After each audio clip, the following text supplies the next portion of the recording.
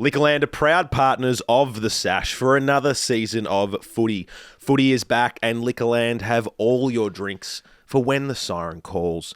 Ollie, have you head down to Liquorland yet? Absolutely, I did, Rob. Just after last night, after that big win, had to get all the materials for making a Sash cocktail, you know me, and Liquorland's the place I go. Liquorland is the place to go. Pop into your local Liquorland today or shop online for all your favourites. Liquorland, from the land you love. Please drink responsibly. Let's start the show. Tippa returns to footy. Perkins shows his class. Davey lights up the G. And the Bombers are on top after round one. This is The Sash, definitely not the official podcast of the Essendon Football Club. I'm your host, Rob, here with you as always. And joining me in studio for the first time in 2023 is Oli Keogh. Keys, how are you, mate? Feels good to be here, Rob. You always seem to bring the good weather with you, Ollie. When you're scheduled in, suddenly there's a win on the board. Exactly right. It's my biannual show this year, so don't get too excited. No, very good to be here. Looking forward to getting stuck in. It was a great day, great start to the season yesterday. So, yeah, pumped. And the late sub for Mert, he's come in. The emergency, he's been called in, but we're happy to have him. Also, first time in the studio for the year. Jesse, hey, mate. G'day. Thanks for having me. Hopefully I can perform as well as Tippa did, taking the vest off. I guess that makes Mert Harry Jones, but that's all good. That's all good. Jesse, that is a beautiful beanie you're sporting there. Where'd you get that? It is quite nice, isn't it? Sash merch. We've spoken about mugs for a lot. A lot of mugs. A lot of mugs. And this is the real deal, everyone. So if you're watching on YouTube, you can see it. Obviously, the listeners won't be able to see it, but you can get a good If good you're view. listening, get on YouTube now and just have a look at how good this looks on my head. It just feels great. It looks amazing. It's get a on winter it. special. Yeah. Really. It really is. So we've got the Go Planes on it and the little plane logo there, It's genius. which, despite the comments from some boomers on Facebook, is not the woke agenda changing the name of the Bombers, which some people thought it was. No, this is obviously just our little humble gag. And then the scarf. Ollie, you've got the scarf on there. I am sporting the scarf here. Look in there. It's this is gorgeous. This is something else. I feel I've never felt better, to be honest. I'm not usually a scarf guy, but I can make an exception for this. I can tell you that. Love it. So, of course, you can find the links to our store on all our social media pages. It's also in the show description as well. Help support the show. It helps us pay to keep the studio, keep all these lovely lights on, which make us look good on YouTube. And then there's that sweet profit. And there's that, sweet profit, which goes straight to Mert's Beers. Yes. Mert's Beers Fund. These BB Reds. Yeah. If you're not a beanie person, though, we do have some caps coming in April. So if the cap is your vibe, hang out for that one. Enough ads, boys. Let's plug into it. We're on top of the ladder. Let's just start there. Where we belong. Where we belong. I have to say, it was a funny build-up for mine. I don't know about you guys, but and maybe I'm forgetting how eerie people were feeling leading up to the 2021 season. Yep. When we just had that mass player exodus, we had a new coach coming in. There just generally wasn't a lot of hope. Yep. This year, I felt like a lot of the press was just hammering down on the players, hammering down on the fact that this is going to be quite a drawn-out, long process. So I think the optimism was a bit subdued amongst fans. And I think the club's been pushing that message as well. Like Brad Scott's been pretty... they had that feature piece. Yeah, very conservative. Yep. Feature piece in The Age that Jake Niall wrote. And very conservative approach, which led into, I think, a lot of us being a bit pessimistic. So yeah, but then, at the end of the day, you can only beat who's in front of you. And I think that was, apart from maybe the first quarter and blips throughout the second and the fourth quarter, that was about as complete a performance as we could have asked for. Still, we're clearly missing some key players who will eventually nestle their way back into the team. But I think really, really positive signs. And I think we'll start to go through these line by line. But as a fan, had it all, didn't it? I mean, there are players like the homecoming of Tippa for mine was just unbelievable, special, unbelievable. We'll delve into that in more detail in a little bit. I will just say though, there was a moment when I think it was Luke Bruce kicked a goal, and I was thinking funeral. Monday, like round one funeral. Like I was there. Oh, there was a few Yeah. like Essendon people near me, and there was a few moaning and a bit of. I may have hastily sent out a few messages at that point. Throwing the, I was throwing actually toys out at of the cot. game with a mate of mine who's a Hawks supporter. Yep. And he was, just typical Hawthorn, like not very emotional, just going through the So motions. of it typical all. Hawthorn, so not there. Yeah, not Not really there, not there. at the game? Still living in 2013, yeah. 2014. Just very entitled. And yeah. there was a little bit of, Essendon's looking good here. And I said, just give it. Like, we only have about 5 minutes of good footy in us. Yeah. And then they got 4 in a row. And I'm like, that's curtains for us. Oh, But it wasn't. It And it was a really, really pleasant surprise. It was a strange start to the year for me because I was like traumatized from the G last year. Yeah. I actually think that was the last game. Particularly round one. Oh. Yeah. Well, That's what I mean. Like round one last year was pretty traumatizing to say the least. And it was strange when the Hawks got those 4 goals. It's probably the most emotionless I've been as well. I just knew it was coming and I just thought, here we go again. This is just what I've come to expect. But it was really, really nice. I mean, you guys are a little bit older than me, not much, but I can't really count more than on one hand us beating any team by 10 goals, let alone Hawthorn. Yes. Which makes it even sweeter to beat the Hawks by 10 goals. I've never seen us beat them by that margin, which was really, really nice. Yeah, I can't think of a game in recent memory where it beat them. Like there was obviously that stretch there for 10 years where they beat us every single time. I overheard someone after the game go, the best thing about Essendon being on top is, and his mate was like, what's that? And he goes, Hawthorn's on the bottom. And I had to just lean over to the 2 blokes. Great point. Tape 2 blokes I don't know and just go, sorry, that was, just want to say that was awesome what you just said. Carry on with your night. I've got a podcast, by the way. Yeah, so my opinion means a lot. Yeah. Buy a beanie, bro. Buy a beanie. Yeah. Quick stat before we go full into the game. So only one side since 1995. Oh, don't say it. You're going to who curse us. finished on top has missed finals after round one. Touch wood. Touch a lot of wood. I just want to put it on record. I actually tipped us to make the finals this year. Really? I've tipped us to make the finals. So you're also coming in for a few more pods. I'm coming. Yeah, no. So I'll. You freed up your I schedule. plan to be a regular. I'm just Wow. going to take Mondays off work. Back half of the year. Yeah. Ollie's going to be in all the time. Great stat. Obviously, a long, long way to go. They always try and find some way to hype us up, don't they? Yeah. It was quashed all preseason, Yeah. but now the lid's off. Yeah. From a media perspective. Yeah. The amount of posts I saw from Don's people of screenshots of the ladder. Yeah. I'm just like, come on, guys, come on, we can't be doing this early. Yeah, we definitely weighed into it on our page. Had a little image of Owen Jr. looking up at the ladder and Essendon circle. That was By the way, nice. did you see the video, the side-by-side video that the club's just put up of Alwyn Davey Jr. in the rooms when he would have been, 8 years old or something, and then him kicking his first goal? That is one of the great wins from the media department. That's one of the best posts they've ever made. So the video of him in the rooms, Yeah. I think we spoke about it last Thursday. So Channel 7 ran that. I think after the Thursday night game, it might have been with Job there at the desk. Yeah. And they played the clip, and both of the twins were there. And what he was doing was there was an open door, and he was soccering the ball. I and remember. I remember watching that and it was at the going time. through the open Yeah. door, and he goes through and he celebrates, and then it cuts, and there's another one of him there's a little gap, and he tries to do it again, and he gets it in.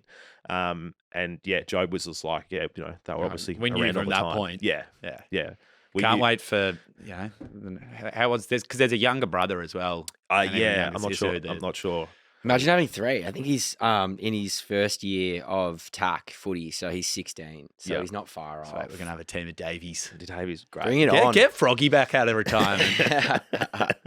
Love it. Let's look into the game, guys. So much to be excited for because there were some really, really good performances. I'll open it up to you guys to take the floor if you want to take the first one. Jess, you got a good for me, whether it's a player or a system thing or just anything, really. Well, I was on my man's back in the first 10, 15 minutes of the first quarter to the extent that there was this older Essendon supporter behind me And for everyone, including you guys, my man being Zerk Thatcher, Yep. I was driving into him verbally at the ground.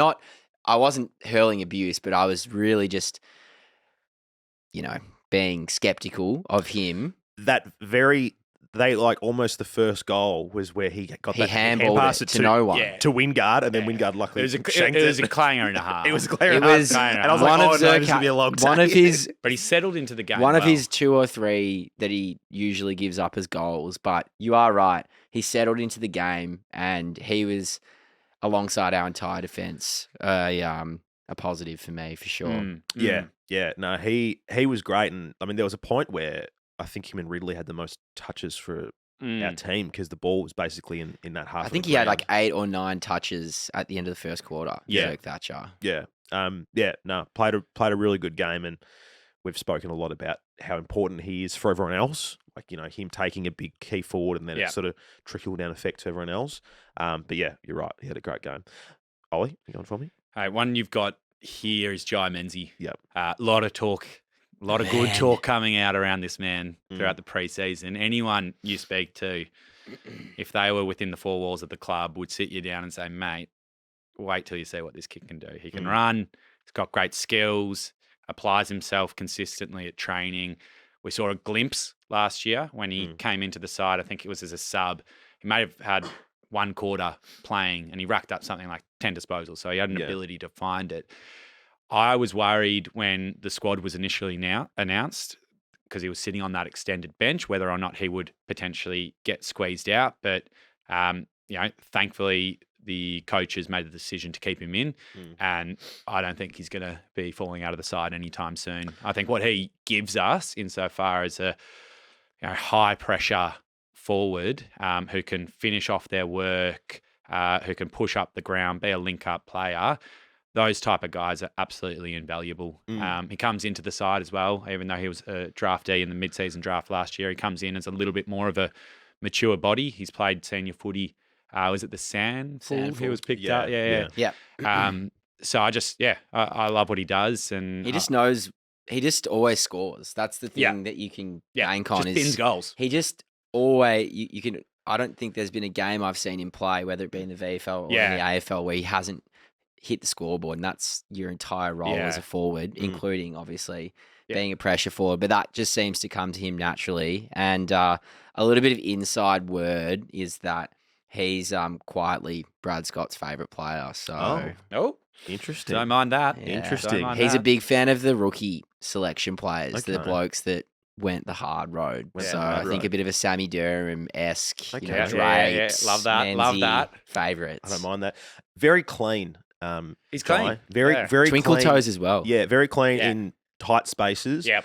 Can mark quite well for a small guy. Yep. But the pressure for me was the one thing that stood out. Yep. Like there was that chase down tackle where he ran someone down on the southern stand side wing. Yeah. Awesome. Like there was a older bloke sitting in front of me who I kept hearing going, "Who's 47? Who's this 47? Yeah. Who is this And guy?" if you ask the commentators, it's Menzies. I don't think Menzies. anyone ever Menzies. gets his name right. Yeah. Every time he's been commentated, they get his name Menzies, right. yeah. He's the former Prime Minister Menzies. Yeah. Don't He's know. a perfect prototype for the exact game plan that Brad Scott's trying to implement, right? Like the noise has been pretty consistent over the preseason that Brad's planning to implement a pressure chase system. If we don't have the ball, then you need to be able to do everything you can to pressure your man, get to them, influence their disposal, whatever you can.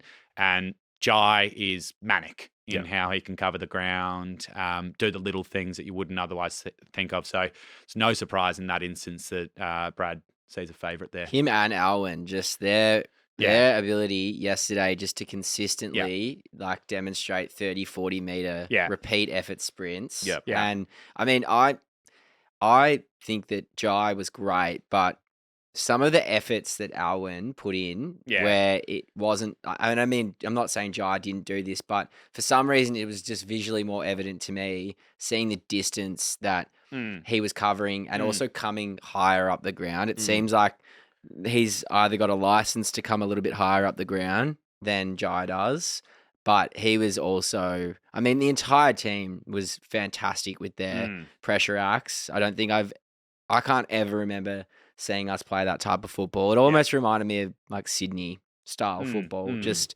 manic defensive pressure consistently throughout the entire game. Yep.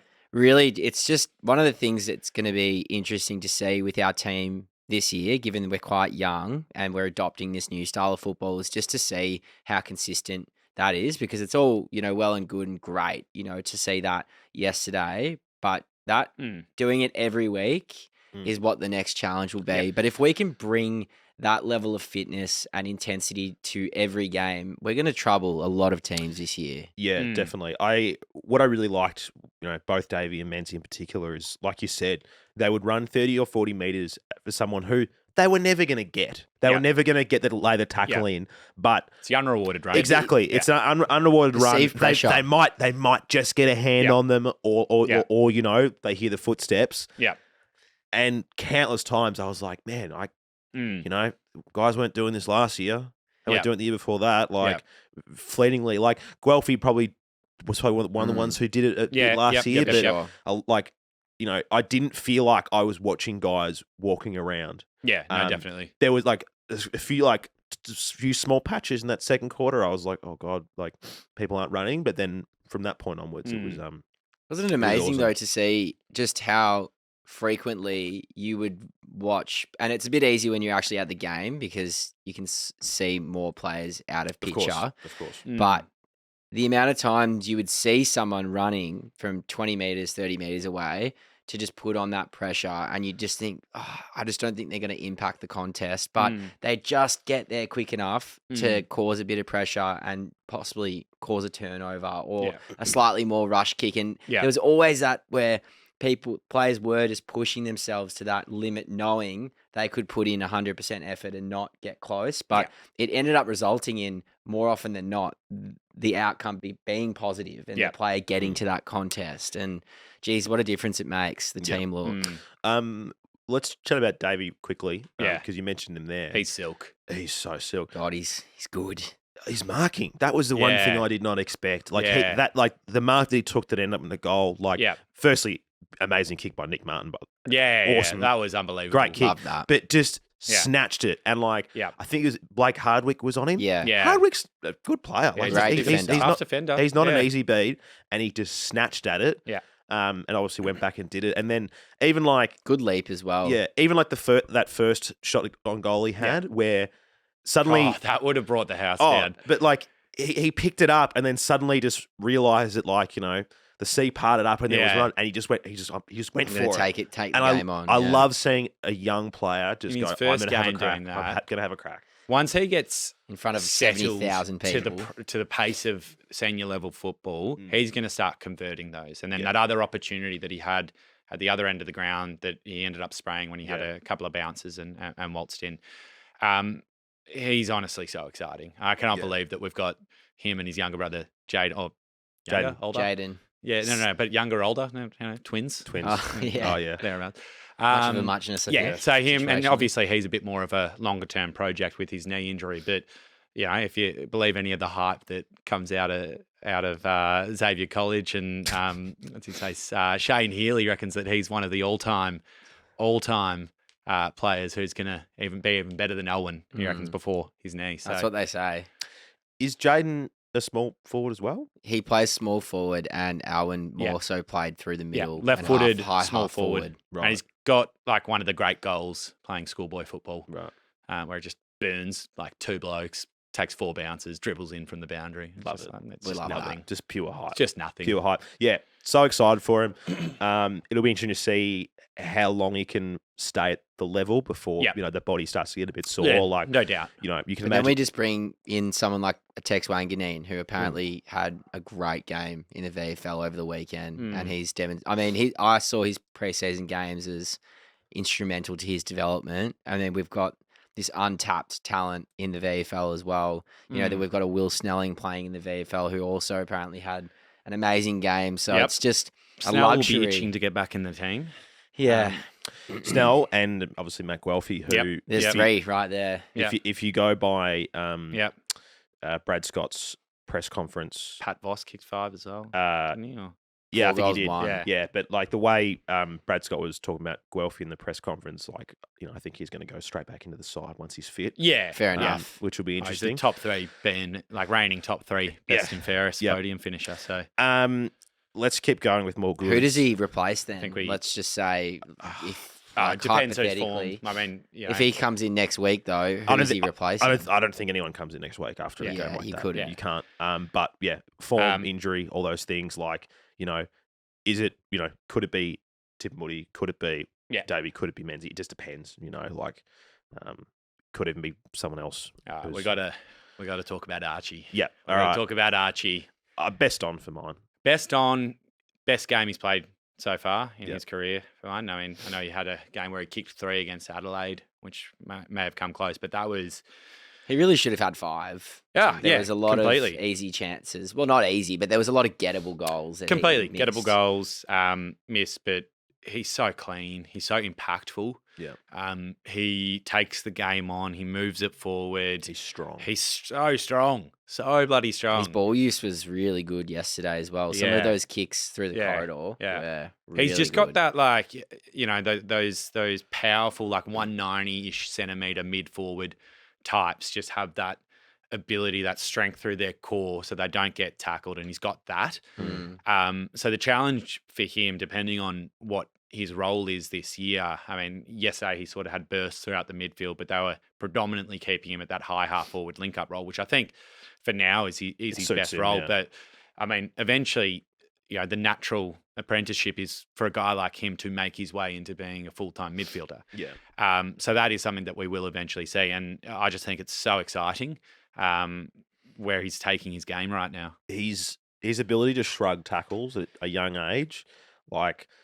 Yeah, I know this is a comparison to some of the best players who've played the game. Just say, but just go, mate. Just say he's Save like space Dusty. here, well, I was mate. gonna say Save space. like Dustin Martin, and also be like Dane Swan, where there were just there were just those games you're like, how you can't tackle these guys, and I feel like there is that trajectory with him that if he just keeps getting fitter and stronger, and gets older and he gets to that peak age, like he's going to be so hard to stop. And he's got all the tools. Like I remember when we picked him up, like a mate of mine who's a Saints fan was like, man, I wish we got that guy.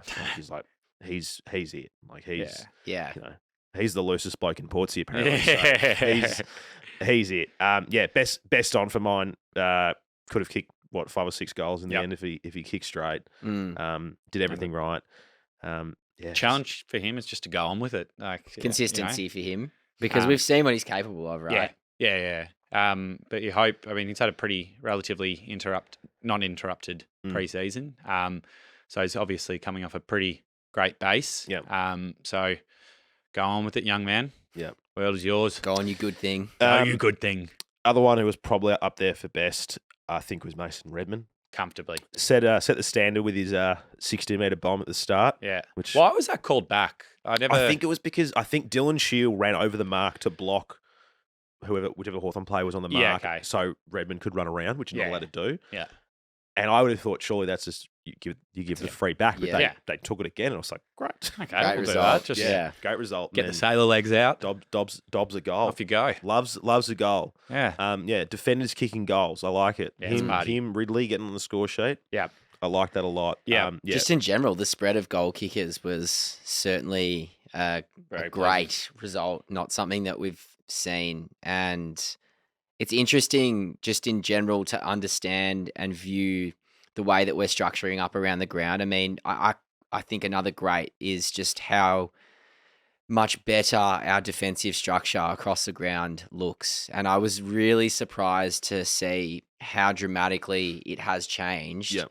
And just also astonished to just go from where we were to where we are now, and just see how much of an impact a coach can have in such a short period of time. I mean, in general, just little things as well, such as just how much more composed every player looked. They just looked like they had so much more time kicking the ball in triangles, hand passing in triangles, just stepping around players, the composure to just lower your eyes. Like I reckon 30% of the time we kicked it long, and the rest was lowering your eyes and hitting people inside 50. I will say though, and sorry to put a dampener on the I think parade. I'm agreeing with this one.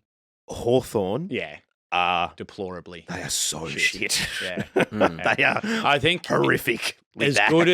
good as our performance was, and as many positives that we can take, it all needs to be measured they by were the so- fact that yeah. they're not going to be anywhere. Yeah. All season. Yeah.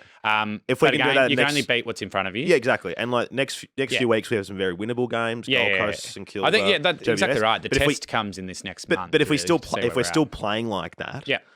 then yes. I think but- what's also measurable though is what's in front of you, and the reality is, whether how much you read into it, they gave Geelong and Collingwood a good run in the preseason, a really, really good run, Yeah. and they also finished above us last year. So to completely destroy them by 60 points, I think beating. I was saying this. I forget who I was saying this to. The reality is, if you win to a predicted bottom four side by 2 or 3 goals, that's probably where we would think that we would sit against them, right? That's what I was expecting. I was expecting 15. But to win 20 by points. 10, Yeah. that's a And statement. we gave away some junk time goals too. Should have been Yeah. closer to 70. Yeah. All right. So excuse me while I buy my grand final tickets. Let's talk about some of the new faces at the club. Obviously, been in the comp for a while, but they were new in the red and black. What about Setafidis? Setafidis, as he was once known at Carlton, and the big weed man. Start on Setterfield. What do you think? Look, I thought he worked his way into the game really well. He offers something a little bit different, which is that bigger body who rotates through. I thought, I was really happy with his first game. I thought he was impactful. He kicked a goal. He applied great pressure. I think there were a couple of times when he was rewarded with some hard tackles. I like what he brings, to be honest. I think the most exciting thing for someone like Setafidis is that positionally, he just never had a crack at it at Carlton. Yeah. The type of role that he's coming in to fill for us, he's the guy. Whereas at the Blues, he was sitting third fiddle, I'd say, behind Patrick Cripps. Matthew Kennedy even came in and jumped ahead of him. Walsh, but like that pure inside, bigger body role, he'd sit behind those first two. Whereas he gets to come in now and make that space his own. Yeah, Chera. I saw a couple of Carlton pages on Twitter were talking about Setterfield and the guy was like, I'm happy for him. He's a great guy, yada, yada, yada. And there was a couple of Carlton commenters being like, I hate seeing him playing so well. Already at Essendon. They're like, why couldn't he do that for us? And it's circumstance. Well, he was playing, even at the end of his Blues career, his last handful of games really were great games. They were shattered to lose him. Yeah. Which we eventually, love. exactly right. So credit to the snake. He did well. Yeah. But excited to see what he brings. Yeah. Like it. Stoked to see him kick a goal as well. The big weed man, Chufta, I got to say, I think he was pivotal in helping us turn the game in our favour. Yeah, he sure. played that amazing passage in the second quarter. Yeah. Kicked 2 goals, could have really kicked a third in the end. Getting guys holding the ball as a big key forward. Don't set it often with Essendon people. Took great marks. He did everything you could ask for in that first game, knowing that, hey, you're number one now, not number two. Not. I thought he was one of our best for the game, but certainly to half time, if not the best for us. I just thought his game was exactly what we wanted. Was presenting well, but the most impressive thing for me was just the effort at the contest.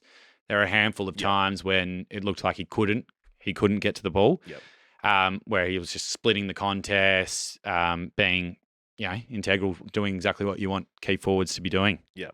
And I did like hearing the crowd yell out weed every time he got That was to the nice. ball. Yeah. Weed. It's good though for him. He has lacked continuity and confidence in selection. And if there's one positive to come from 2 Metre Peter having, almost the majority of this year out, worst case scenario is he's going to have some genuine belief now that he's going to be able to string together a full season. And that's the best thing that you could possibly ask for. He's clearly got the talent and he's, clearly more than capable when it comes to playing at AFL football, AFL footy level. But the point to his, unshackling is his confidence in himself. So hoping that he can Yeah. really just string some good games together this year, and it should take his game to the next level. Yeah, like the most games he played in a season for the D's was 13 in 2020. It's not much. that's nothing. You can't get little. going. You Yeah. can't get going. And As now a he key has forward, it's hard. Yeah. Mm. For him, if Really he hard. stays injury free, it's like, what better way to endear yourself to your new teammates and the fans by being the guy and standing up? And that's what he did on the weekend. Granted, competition's only going to get harder from here. So the challenge to him is to go on with it. But early signs are great. Yeah. Brad Scott mentioned in the press conference, like the impact that him and Setterfield have had off field as well, just around the club.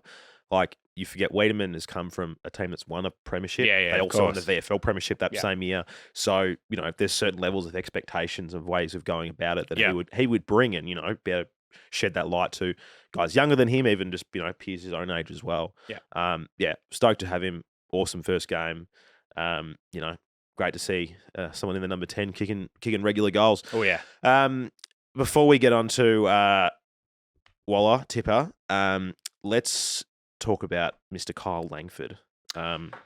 This was something that, was trialled in the VFL the other week, and they're running with it, playing across half-back, a bit of a wing/half-back sort of role.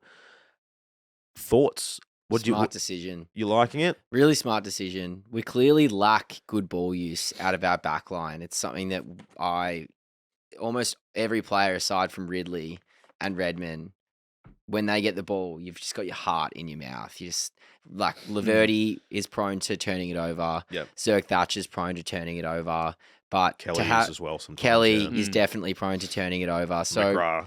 but you saw the fruits of how effective you can become as a transitioning football team when you've got smart ball users in your back line. And there were just certain moments where Kyle just had a level of composure to not just kick down the line, look across, switch the ball, hit someone on the fat side, or alternatively, just take that extra second, chip one over the top to a person 30 metres away, what would look like congestion on the wing, but pick someone out and just open the game up. So I think from Brad Scott's point of view, whoever was the, architect behind that decision, just a really smart call. It's just filling a void in our team. Yeah. And again, to harp on Brad's press conference, like, he spoke about how Kyle was one of those players who can kind of play anywhere. Like, he's got that level of talent.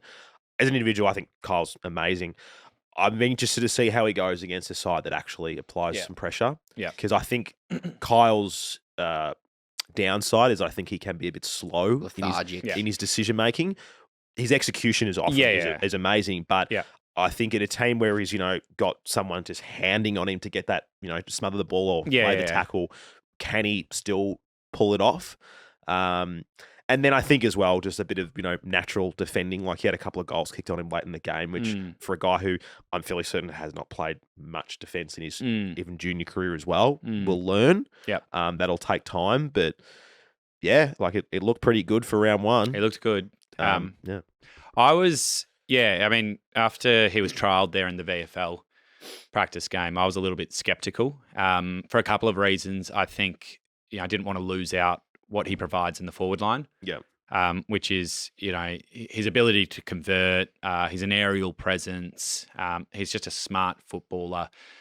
I also, you harped on this just a moment ago, but sometimes I think in his play he can be a little bit slow to move the ball on, and how would that feed into now having to be accountable in our back 50 for one of the forwards? Yeah. And even if he has to match up on someone who is small and quick, I think he could be exposed there. Jamie Elliott. Obviously they would try and set it up so he would have to go on someone who's similar stature that he can mark the contest on. But I don't know, he looked good. He looked good yesterday, but the test again for me will be in the next month or so when the standard of competition increases, where how he looks. But I think early signs were good. Yep. Brad did also allude to a few things when speaking of Kyle, saying, from what I came to understand, he was pretty happy with Kyle playing in the back line, and it looks like that's going to be somewhere where he remains, possibly until a Nick Cox comes back into the team. Yeah, that was interesting. He said that. He was like, Cox is one of those guys who can play anywhere. He could play back there too. It's like, Oh, okay. Yeah. Mm. Yeah, so he said he was flexible, and then he mentioned Cox playing in that role as well. So that Yeah. would suggest that possibly Cox will then come to halfback, and then Kyle might move elsewhere. Who knows? But like, I guess that's the advantage of Kyle is that if we He's need versatile, if we yeah. need someone, someone's Setterfield's Banahami, we need a big body in the midfield. He can Yeah. go in there. Yeah. Menzies is injured. Yeah. Push forward, like Yeah, he can do it all. Yep. I think is going back to what you were saying earlier about how this small pressure game forward line being the way we're going to go ahead. Yep. Kyle probably isn't that player. Yep. And I think it's kind of him and Perkins are your Yep. marking half forwards. Yep. And it looks like the way we're going is you only play one of those guys because obviously you've got Jones, you've got Weed, and then you've got the resting ruckman, whether it be Drapes or Flip. We should probably quickly talk about Drapes Absolutely, before we get into how good was that? That's the just a Waller party. bonus of the day. Seeing Drapes, he should have kicked 3. He probably would have missed that set shot from 25 out, but it was good to see though, wasn't it? Bonus of the day was seeing him rub Sicily's head. So good. That was a belated see that. payback for the treatment that Sicily gave to Joe Danaher a few years back when he was still donning the sash. Yeah. But we don't forget. We don't forget. We don't forget. And Drapes wears his heart in his sleeve and is, he's a Don's man. But he looked dangerous aerially. Like he looked really. He's got obviously fantastic athleticism, but it looks like he's sort of understanding his positioning as a forward a little bit better this year. He seemed to be, and it probably helps that our ball movement is just so much more dynamic, and we're cutting through. We cut through Hawthorn. Yeah. And we weren't moving the ball at a snail's pace down the wing. Yeah. But yeah, he was awesome. Yeah.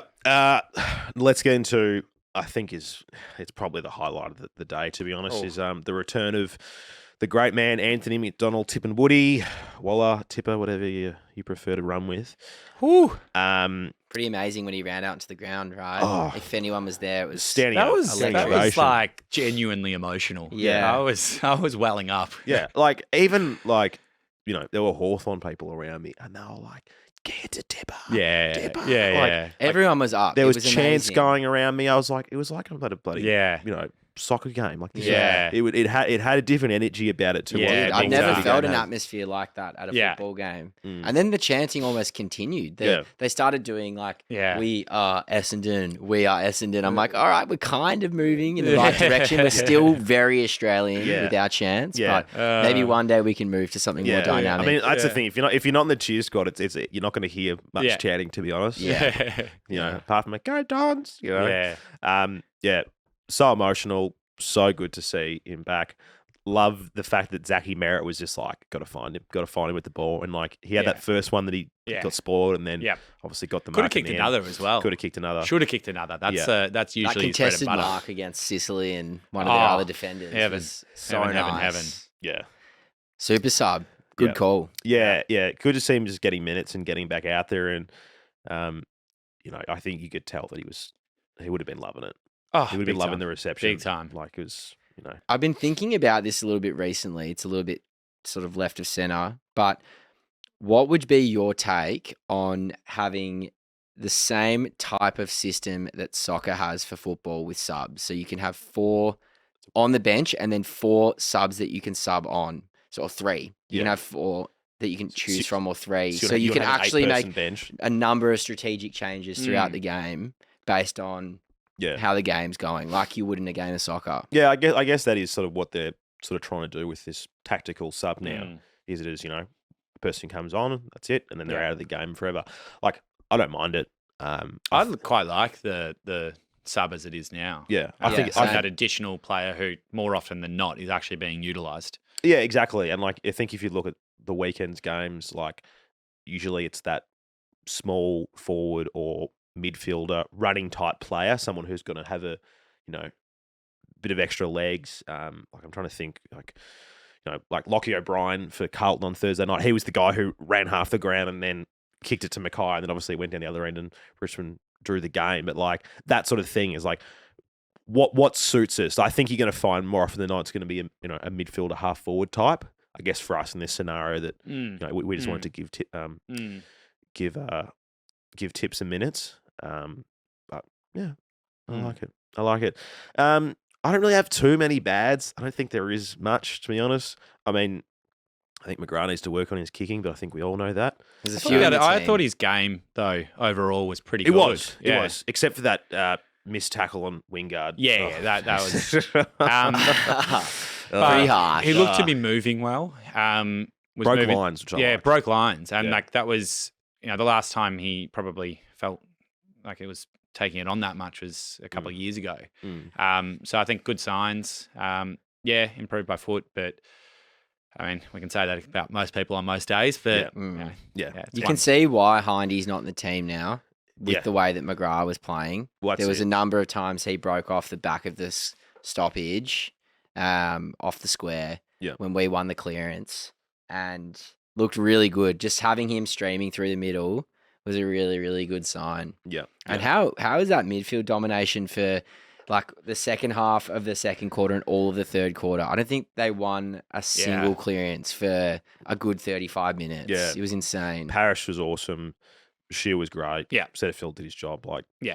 I think probably Parrish probably deserves a bit more props than we've given him that tonight. He was 37. awesome. Yeah, he was... I had him in the bin like 3 days ago, and he's definitely back on the top shelf for me. Sorry, Das, you're a good man.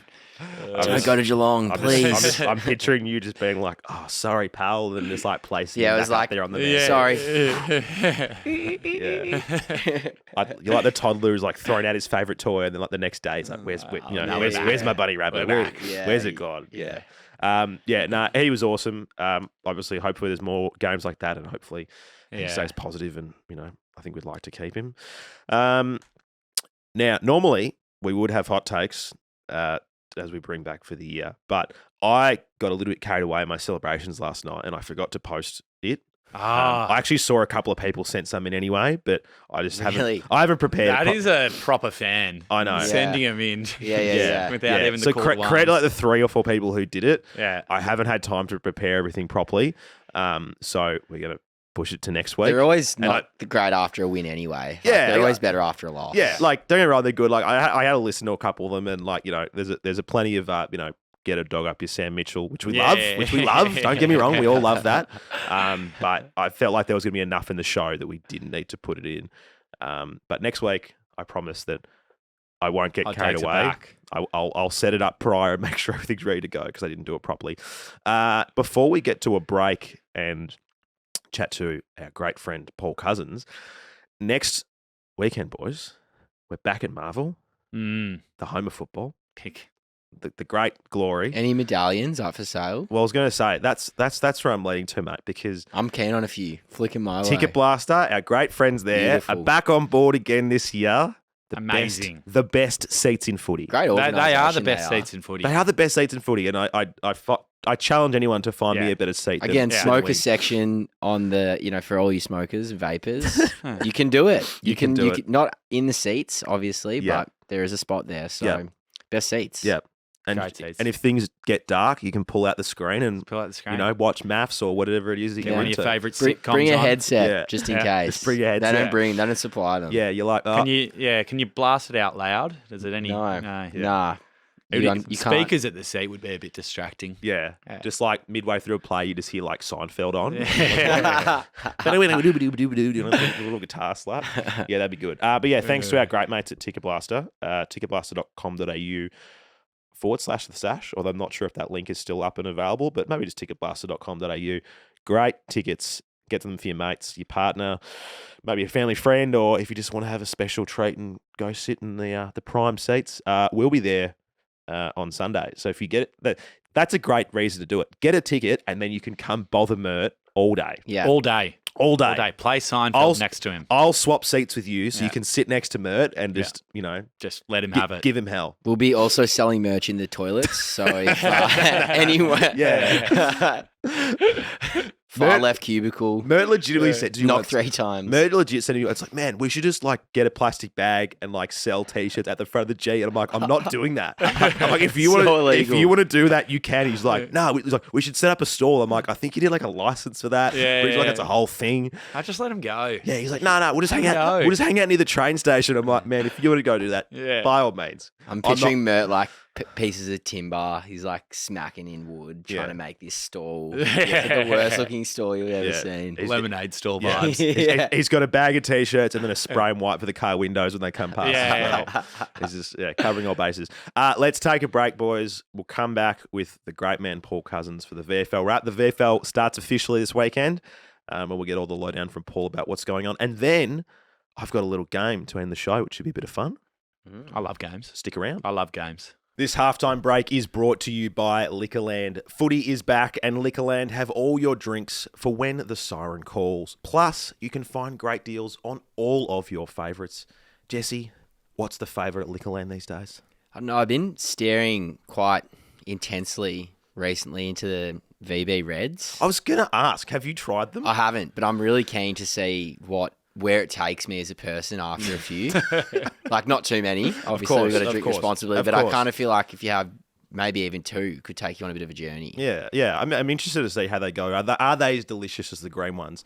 I do like the fact it's red, though. Obviously, we are the red and black, so I'm liking that it's a bit more in our colour scheme. So yeah, we'll have to go check them out. Liquorland, from the land you love. Pop in, get all your favourite deals. Of course, please drink responsibly. Let's get back to the show. Welcome back, everyone. It's that time again, and the first time for 2023 where we get to introduce our dear friend, Paul Cousins, VFL President. Hello, mate. Hello, boys. Feels like a long time since we've done this. Been a long off season. It's been a great summer, Paul. Great summer. Have you got a quick wrap-on-us on your summer in 30 seconds? I work pretty hard on the tan. And, yeah. Not very successfully, but nice summer. Nice to be back into some footy, though. I missed it. Yeah, big time. Absolutely. Paul, another year of VFL footy is on the horizon. The real thing starting up this coming weekend. How are you feeling, and what's the mood in the camp?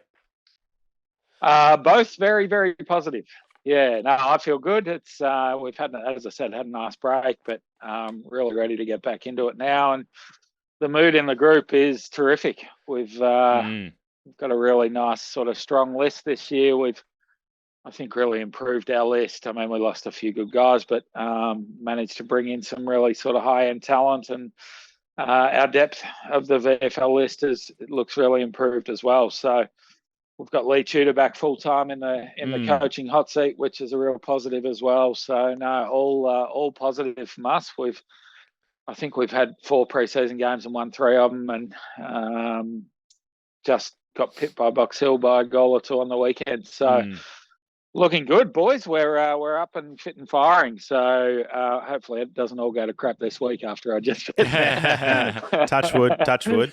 Now, before we pick your brain on some of the players running around this season, now the VFL side are playing games at the hangar this year instead of Windy Hill. Can you shed a bit of light on this for the listeners, Paul, about why that happened, if you do know why? I do, and I can. So initially in this early phase, it's because they've actually played cricket finals at Windy Hill, so it's still got a road down the middle of it. They're playing the grand final there in a couple of weeks. So obviously that makes it unsuitable for footy early on, and there's a transition period where, obviously they need to water and grow that out, which also takes a bit of time. So that's the initial phase of it. And then later in the season, we're looking to develop the oval and develop the new rooms, etc., for to make it sort of suitable standard for AFLW, but also for VFL and VFLW. So it's, look, to be honest, I love Windy Hill dearly, but it's long overdue. We really need to definitely bring the facilities up to scratch. And so unfortunately, I say unfortunately, I mean, it's not, obviously the hangars facilities are incredible from a high performance point of view and a playing point of view. We need to put some work into it for the fans, and the club are being good enough to do that for us. So, hopefully everyone can get out to the hangar and cheer us on. Brilliant.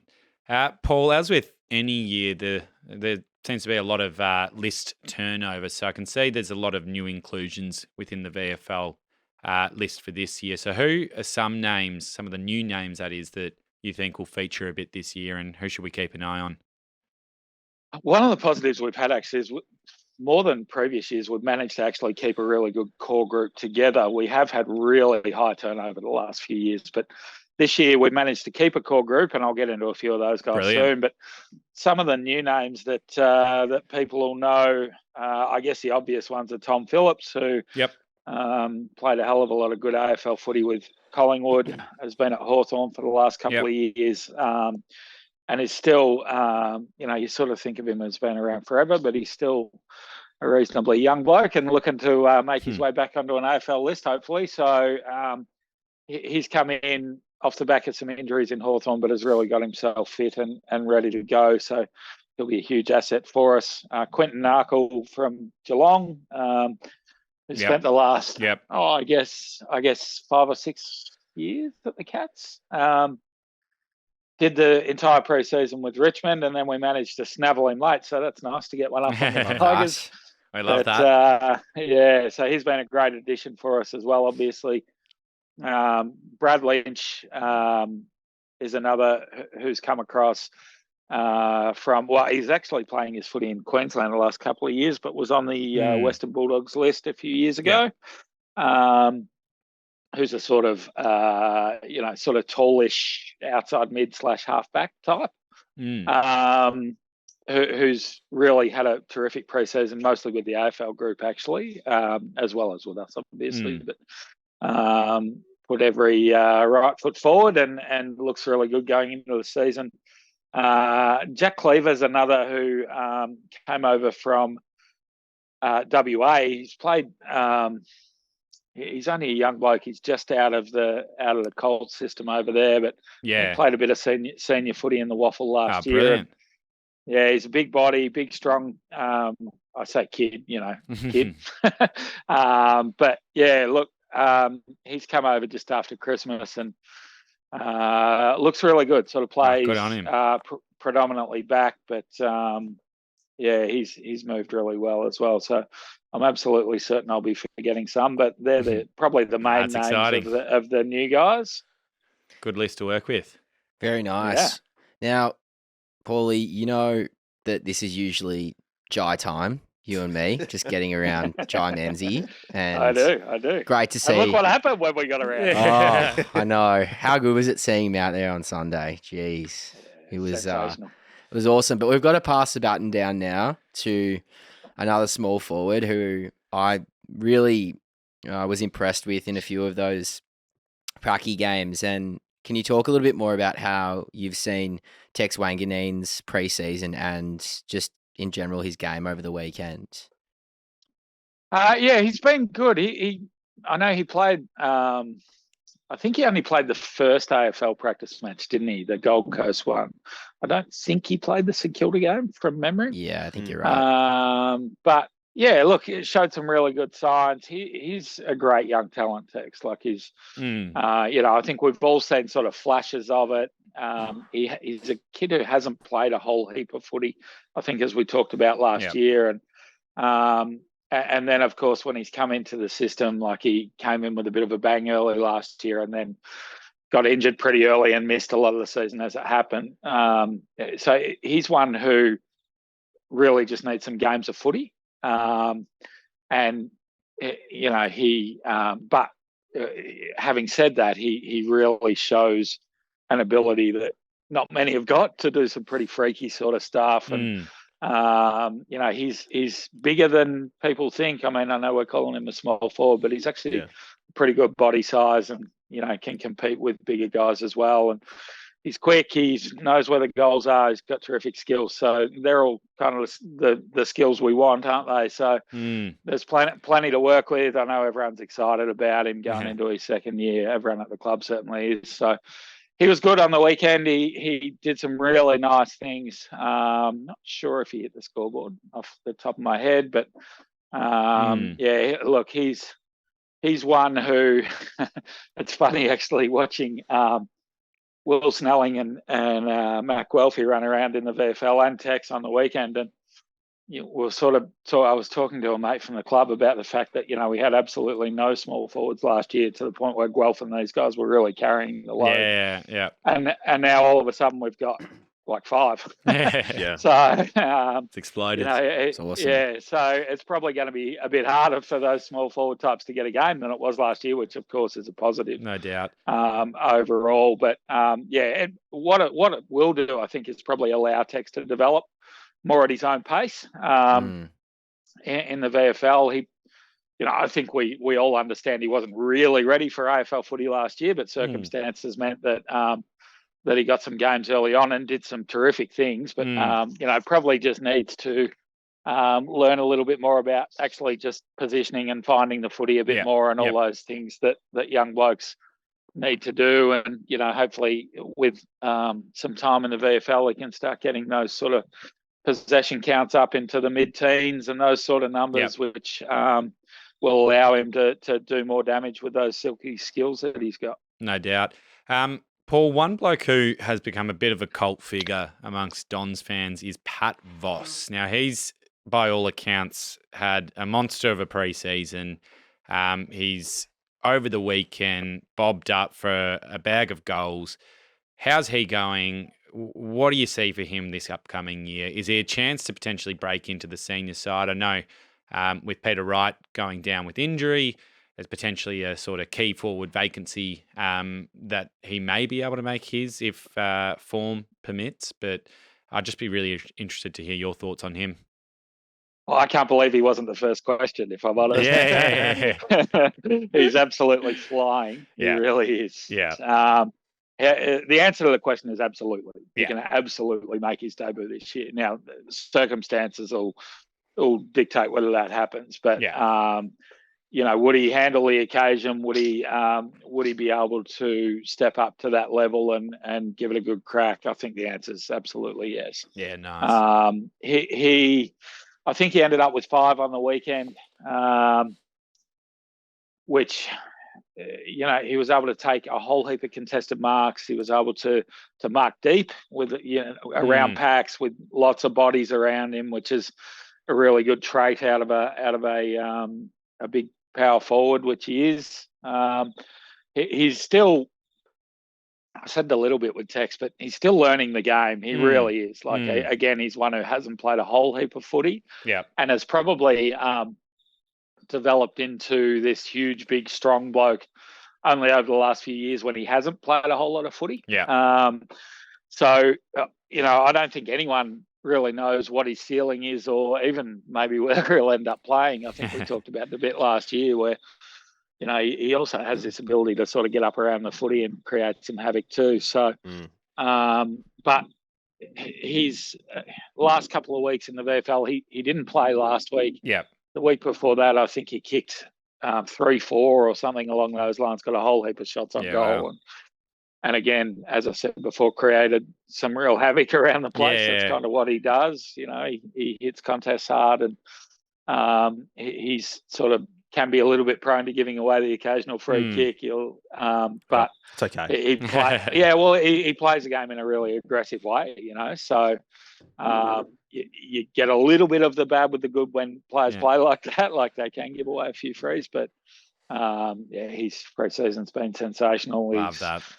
He was already big and strong. He looks bigger and stronger, and it's all trending in the right direction from Pat. That's for sure. I love that. Love to hear that.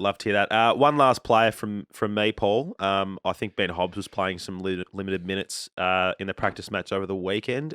Did you see much of his game? How long was he out there for? What do you think? Yeah, I think he was distance limited to about sort of 3. Something that worked out to be about 3/4 of the game overall, but spread over the whole day, if that makes sense. He was really good. Found a whole heap of footy in the midfield. He was a little bit rusty with his disposal, and looked like he'd sort of missed. I think he's missed a month or so with a calf from memory. So, which obviously, probably when he was training, it was nothing more than a bit of match sim. There was no opposition involved or anything. This was, from memory, I think his first hit out against any opposition that weren't his teammates. And it probably showed a little bit with a bit of his disposal early on. He probably turned over a little bit more than he'd like to, but the important thing from his point of view was he found a whole heap of footy. He was really clean with his hands and, one at the coalface as well as outside, and put together what was a pretty impressive first up hit out. So, look, I think the senior side is going to be hard to break into after this week. We'll see how we go this week. Yeah. But yeah, there's a few guys who are continuing to put a bit of selection pressure on, and if Hobbsy has another game or two like that and is able to sort of get up to his full loads that he's allowed to do, I think he'll start to put some pressure on as well.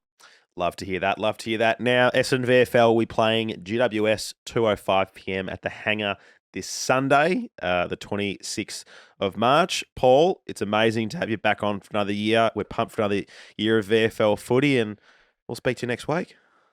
Thank you, boys. Good you on you, continue to support the VFL, and we love that. So appreciate it, and looking forward to another year of Essendon VFL footy. Good on you, Paul. No dramas. Thanks so much for coming. Thanks, Paul. Thanks, guys. All right, boys. There was the great man, Paul Cousins. Woo. Great to have him back. One of the greats. One of the absolute greats. Now, boys, I said we're going to play a game, so we're going to finish up on a little game. You've talked a big game. Okay, now this is a game that I've borrowed off our friends at the Pies Nation podcast who record here before us. Yes. Borrowed/stolen, but either way, we'll run with it. So usually we play Obscure Don, which I know you guys love. I've re-engineered a little bit, so it's Essendon players, 20 questions. You have 20 questions to guess who the player is. Yep. Past or present. Okay. Yeah. Nice. That's the game. Yep. So I'll just make How sure. obscure is this Don? Oh, this person is. Everyone will have played at least a game. I'm not going to have someone who was on the list and never played a game, you know? But yeah, it's 20 questions. You got to guess who it is. Who would like to start us off? So, yeah, I'll kick us off. So, we're trying to work out the player. So, is it a past or former player? Are they only yes/no questions? It's only yes no question. Yep. So it could be current or past. Yeah, It okay. could be So, are they a current player? No. Okay. Mm. Okay. I'm going to ask, did they play between 2005 and 2013? Yes. Woo! Okay. Okay, 2005. No looking it up. I don't want to see. No. I'm just recording. Can I'm Can only we putting guess straight away or not? If you want. I am Heath Hocking. No. Okay. That would have been pretty good if you got Heath Hocking. 2005. Okay. Was I Trent Slattery. a forward? No. Was that a guess? Yeah, Trent Slattery. No. How many guesses are we down? Is it a Henry Slattery anyway? Yeah, it is. Yeah. It is. I think there was a Tyson Slattery that might have come on the list at one point. maybe. There might have been. Maybe. Yeah. All right, you've had 5. Oh, God, mate, you're burning these guesses. Wait, I guess there's questions. Yes. Oh, Yes. shit. You're employing the worst strategy. So, not a forward. You can go again. Okay. 2000. Okay. Oh no, I don't want to pot Did you say yes to a forward? Am I a midfielder? Yes. Oh, as if it wasn't Buddha Hocking. Did I play less than 50 games? No. Oh. All right. So you played more than 50 games? Yeah. That wasn't clear. It's pretty clear. Just making sure. It's been a long night. Okay. Midfielder 50 plus. Was my number below 20? Good question. Yes. Okay. Sub 20. Yeah. Midfielder. Am I Jason Winderlich? No. Ah.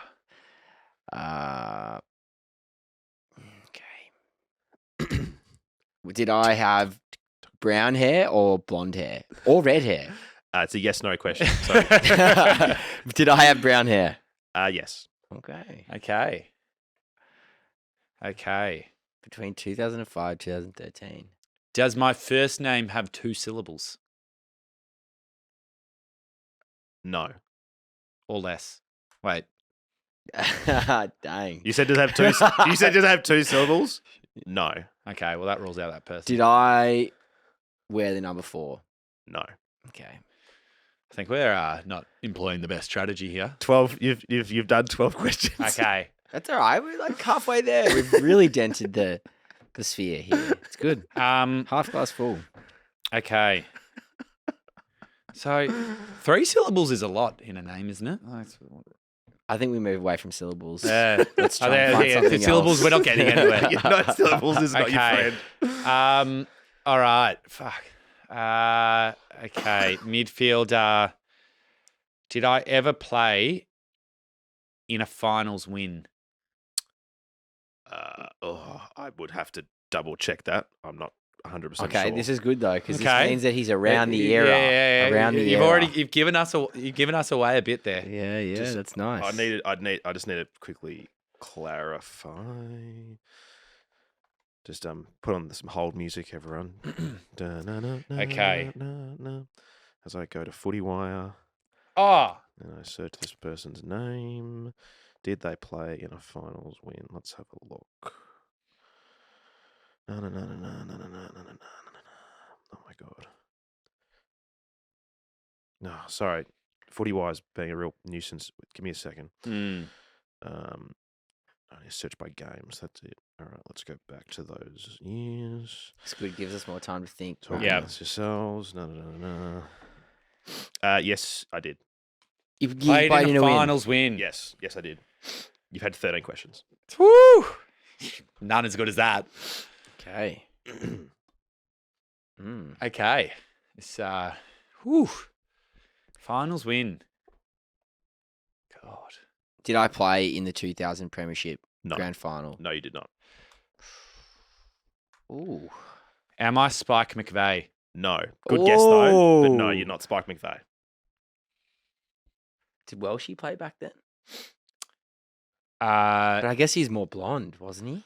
Or is he brown? if that's the thing that gets us, the color of the hair, and it's subjective. It's subjective. Because it does change. It does over time. change.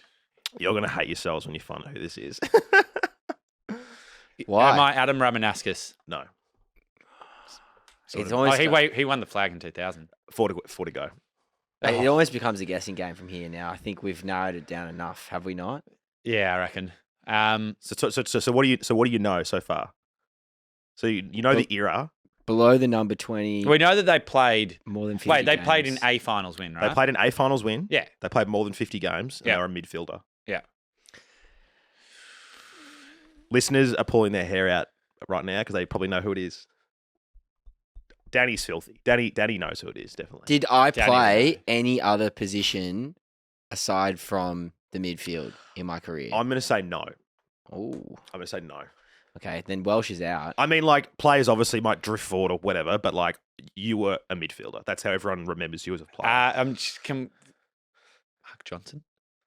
Well, he was blonde hair. Oh yeah, that's right. So the no. hair thing. You got 3 to go. That wasn't a guess. No, I know. That I know. That was just some consultation. I could tell that wasn't Yep, a guess. yep. You got 3 to go. You got 3 to go. Who's the tagger? That guy back in the day. Peveril. Damien Peveril. Correct. Yeah! Woo! Well done, boys. Well done. Well done. We got there. With 2 questions to spare. The Pev. That is yeah, God. I was not on there. Brown hair, 144 games, played between 01 to 08. Okay. He wore 2 numbers, 45, but 11 was Yeah, what I he said under finished on 20. that. He finished on 11. Yep. You obviously didn't play in the 2000 win. There we go. Yeah. The I'm Pev. glad we got off to a good start. Good game as well. Yeah, Great Fun. game. That was Good very game. good. Good game. I Good game. left a bit to be desired with a few of my questions. Some of those questions. They're not going to age well. Syllables. Yeah. I had to 2 stop. syllables. I was like, day, me, yeah. Yeah, that's Yeah, 3. That's day, 3 me, syllables. and. Yeah. Yeah. If you had said yes to 3 syllables, that would have like been a spiral of confusion. I for know. us. It would have opened up a world of possibilities. Yeah. I know. A world of problems. Boys, let's wrap it up there for an evening. Bloody great to have you in the studio. Great to be on top of the ladder. Great. Let's Flag- keep it that way. Flag planes, like let's planes. ride the wave. Thanks to our sponsors. Thanks to all of our premium listeners. If you want to listen to Thursday's show and every Thursday show for the rest of the season, you do have to sign up to become a premium member. You can find the links in the show description as well as on our social pages. It's $5 a month, or I think it's like $40 for the whole year if you just want to pay them one, and you get a bonus show every week, occasionally some bonus good content. YouTube, make sure you get on the YouTubes. You can see us there. Give us You need to watch our celebration of winning that just then. Yeah, I'll clip that up. I'll get that clipped up. That was good.